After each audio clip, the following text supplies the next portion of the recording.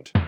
Alrighty, so probably the most popular Canadian commentary type channel out there is good old Curtis Connor, everybody's favorite. Curtis is a fun and funny guy living in Toronto, and he makes videos about weird fads, pop culture nonsense, and fringe internet micro celebrities. He made 18 videos in 2023, and within that 18, 3 contained mentions of Canada. In one video, he mentions that a TikTok psychic that he's dunking on comes from Manitoba, which he then explains this way for the benefit of his foreign viewers. Manitoba is like where a Dark Souls boss battle takes place, dude. It sucks. And if you're in Manitoba right now watching my videos, you know, you're subscribed and stuff, I don't mean to offend you or anything, you know, it's just joking around, but also at the same time, move. In another one, he tries to participate in the flavored water fad and says that his local Canadian Walmart has a worse selection of flavor syrups than the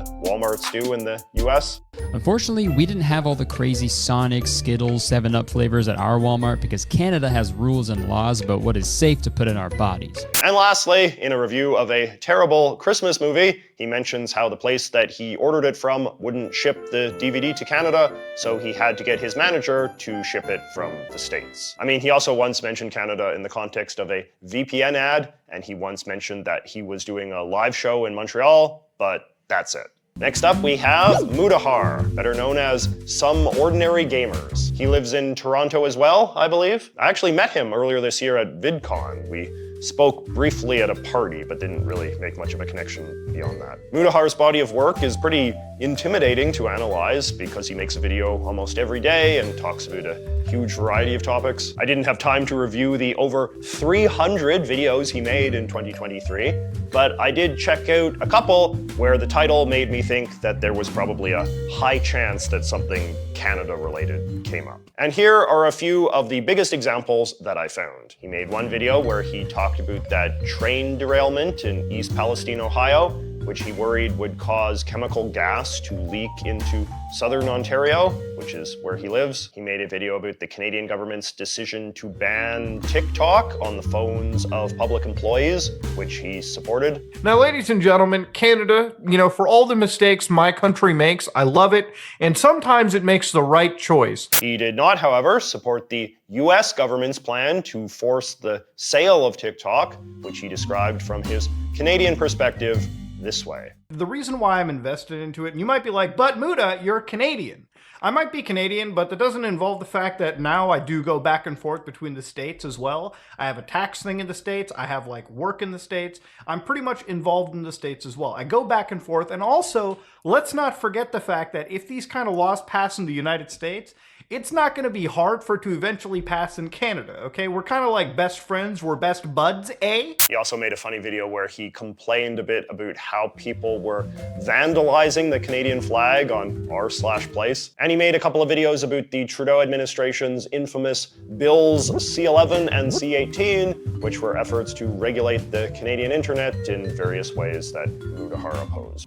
And we don't really care for it. Any Canadian creator that's falling for the Kool-Aid doesn't actually understand how bad this is. If you want to succeed in the global village, you have to compete with the global village. Mudahar is very interested in a lot of issues relating to online security and privacy, and the degree that corporations and government should both not be trusted. And even though he mostly analyzes these issues as they manifest in the US, he does sometimes mention that Canadians shouldn't be complacent, either because Canadian data will also be affected, or because he thinks, like he said in that earlier clip, that Canadian policy inevitably follows that of the US. I don't know how true that is, but it's definitely rhetoric that you hear a lot from Canadians like him who are interested in the things that he is. All right, next up we got another super prolific channel, Abba and Preach. Abba and Preach are two guys based out of Montreal who also do videos almost every day, mostly reacting to celebrity drama, viral videos,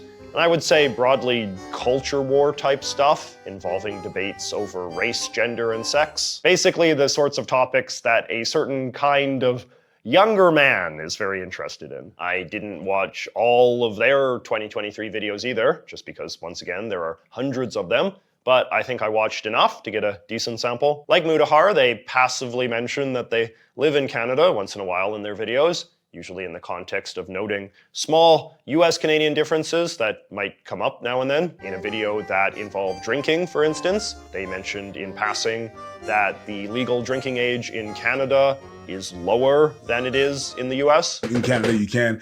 Not in British Columbia, it's 19, but the rest of us is 18. While in one where they were talking about a guy who got shot, they made a passing mention of how self-defense laws are different in Canada. But even moments like these seem to be relatively rare. By my count, they made just 3 videos in 2023 that were explicitly about Canadian topics. One was just a general compare and contrast between the US and Canada. One thing that America doesn't do well that we do amazing up here, you ready? Tap water.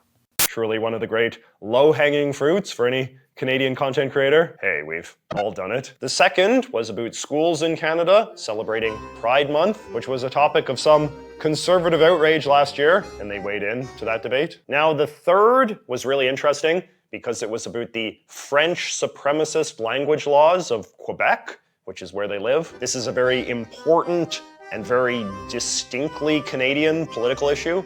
And as young English-speaking Black Quebecers, they have a very unique perspective on it, which I think makes for a very interesting video. Because I know where this is going. I know. And you haven't gone there. I know. Speaking to someone that speaks English, it's friends. We're not in the work environment. We're not at school, right? We're just in a bus and I'm speaking French. I'm speaking English. And because I speak English with that accent and not their accent, they assume I don't speak French. And I can assure you, my French accent, if we talk about the accents in Quebec, my French accent is Quebec. So I speak to my friend and a motherfucker's gonna tap me on the shoulders like, hey, parle en français, on est au Québec, Sid. And I turn around and I'm like, ouais, pis ça, pourquoi tu veux savoir de quoi que je parle? Pourquoi tu veux savoir? Hostie, aujourd'hui, tabarnak, qu'est-ce qui se passe en moi et mon chum? Easily the best Canadians talking about Canada video I came across during this whole audit. Next up, Strange Eons. Strange Eons is from Toronto and mostly makes videos analyzing weird subcultures and internet trends. She did not make any videos about explicitly Canadian topics in 2023. In a few of her videos, she mentions Canada in passing, but this is usually just in reference to a thing that took place in Canada as part of some larger list of examples of whatever cultural phenomenon she's talking about. Her 2 most substantial mentions come in one video where she makes a quick critical remark about the Canadian healthcare system. Our entire mental health care system is disastrously broken. I'm not American, by the way, but I will lump Canada in there. Not great either. And a different one where she mentions that despite being Canadian, she was very emotionally invested in the outcome of the 2020 US presidential election. Even in Canada, kind of felt like we were all gonna die if we had to live through another 4 years of Trump. Huge world event of massive significance was happening. In a couple of her ad reads, she mentions being from Canada as well, with the most interesting one being an ad for a language learning app where she talks self-consciously about her lack of French fluency. I'm using it to brush up on my French, one of the official languages of my home country of Canada. My parents are from Montreal. They speak French. My entire family speaks French, but can I speak French? No. Next, Sisyphus55. I know Sisyphus pretty well. We hung out a few times in Montreal, where he lives, and I went on his podcast once. He makes these very distinctive animated videos about moral and philosophical topics. In 2023, he did not make any videos about explicitly Canadian topics. All of Sisyphus's mentions of Canada occurred in the context of his podcast interviews, which he posts on his main channel, and I included in his audit as a result. In a couple of interviews with American guests, the guest will sometimes say something like, "Do you have this problem in Canada?" And there will be a brief discussion about that, although sometimes it's basically just him saying, yeah, and they quickly move on. The most substantial instance of this was a digression about Indigenous rights in Canada in his podcast with Camila Nobile. No matter which government comes in, they always promise to do things and they never really do anything, like really poor water quality and huge substance abuse issues and just... So there have been very separate like from they hadn't been like honoring them, for example. They have been very separate from society. They have like no laws or something that protects them at their land also.